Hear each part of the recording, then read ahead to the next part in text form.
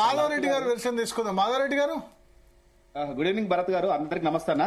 Yeah మొత్తం ఇదంతటిగా మీరే కారణం అంటున్నారు. మాధవరెడ్డి కేసు చేశాడు, మాధవరెడ్డి కేసు అయిపోతే అయిపోయేది, ఈ పార్టీకి ఎలక్షన్ అయిపోయేది. మొదలు ఎవరు ధైర్యం చేయలేదు. తర్వాత మాధవరెడ్డిని చూసి ఆ తర్వాత 30 మంది సపోర్ట్ గా పిటిషన్ వేశారు. మొదలు ఎవరు వస్తారా అంటే మొదలు ఇటువంటి కేసుల్లో బీసీలకు వ్యతిరేకంగా అనిపించుకోవడానికి ఎవరు ముందుకు రారు. చాటు మాటలో చాలా మంది ఉంటారు. మీరు పిటిషన్ ఫైల్ చేసేంత వరకు లేదు, తర్వాత చూస్తే 30 పిటిషన్ల వ్యతిరేకంగా ఫైల్ అయినాయి. అంటే అందులో ఎక్కువ మంది వీళ్ళు బీసీ సంఘాల వాళ్ళు వేసారు, ఓసీ సంఘాల వాళ్ళు వేసి మొత్తం 7 మాత్రమే. భరత్ గారు ముఖ్యంగా ఏంటంటే బీసీలకు మేము వ్యతిరేకంగా అని స్పష్టంగా చెప్తా ఉన్నాం. నేను కాకపోతే ఇంకో ఆయన వేస్తాడు పిటిషన్. ఇది ఏంటంటే రాజ్యాంగబద్ధంగా 50% రిజర్వేషన్ దాటొద్దని ఏదైతే ఉందో మొదటి నుంచి కూడా జస్టిస్ ఈశ్వరయ్య గారు, శరత్ గారు మొదటి నుంచి చెప్తున్నారు, అయ్యా ఇది ఇంత ముందుకు ఇంద్రసాని కేసు ఉంది, మహారాష్ట్ర కేసు ఉంది, ఇవన్నీ కూడా 50% దాటవద్దని ఉంది. మీరు ఎవరైతే ఇప్పుడు ఈ రోజు ఏంటంటే ఈ బీసీ నాయకులు ఉన్నాయి కదా, నిన్న మొన్న బీసీ సంఘాల నాటు ఏది రేవంత్ రెడ్డికి బదిలీ చేసిన బీసీ సంఘ నాయకులు ఉండే కదా, వాళ్ళని తీసుకొని చర్చ పెడితే వాస్తవం తెలుస్తుండే. వాళ్ళు వాస్తవాన్ని వదిలిపెట్టి ప్రజలను రెచ్చగొట్టుకుంటా, ప్రజలను మభ్య పెట్టుకుంటా ఇప్పుడు 50% రిజర్వేషన్ దాటొద్దు అనేది ఇంత ముందుకున్నటువంటి తీర్పులు ఉన్నాయి. ఆ తీర్పులు కూడా ఈశ్వరయ్య సార్ చెప్పిండు, శరత్ గారు చెప్పిండు, చాలా మంది మేధావులు చెప్పారు.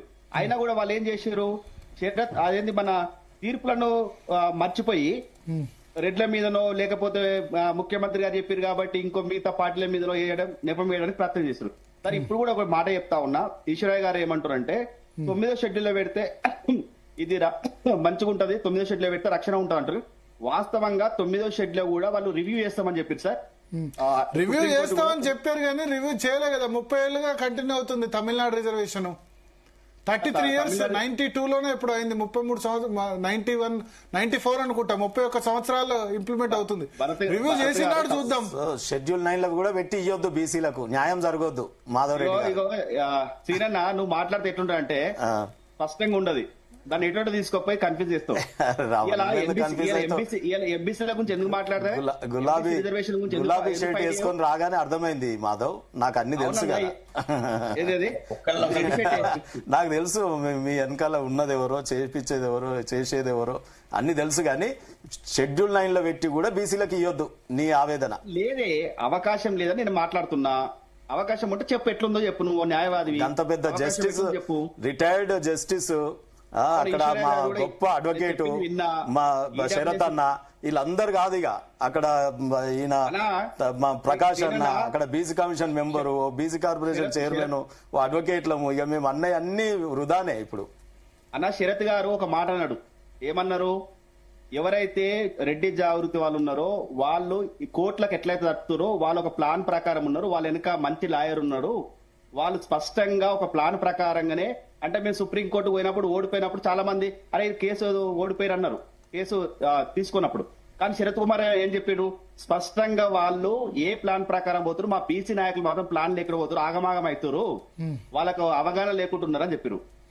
ఈ రోజు కూడా అదే చెప్తున్నా కదా, శరత్ కుమార్ గారిని అడగండి, చెప్తారు కదా 9వ షెడ్యూల్ లో కూడా నేను నిలబడదని అంటున్నా, రివ్యూ చేస్తారని అంటున్నా. నాకు అవగాహన ప్రకారం మాట్లాడుతా ఉన్నా, చట్టం గురించి కొద్దిగా తెలుసు కాబట్టి అడుగుతున్నా. ఇక్కడ ఉన్న వాళ్ళంతా కూడా అడ్వకేట్లే. నేను ఇవాళ ప్యానల్ పెట్టింది అందరూ అడ్వకేట్లే. మీరు చూడండి ఇక్కడ ఉన్న వాళ్ళు, వి ప్రకాష్ గారు అడ్వకేట్,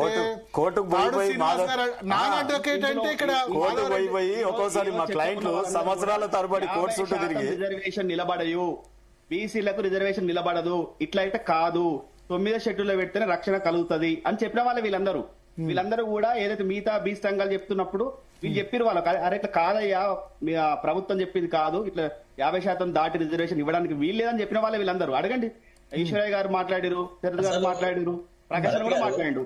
భరత్ గారు చెప్పండి, అసలు బిల్లు రెఫరెన్స్ చేసినప్పుడే 9th షెడ్యూల్ లో పెట్టమని పంపలేదండి.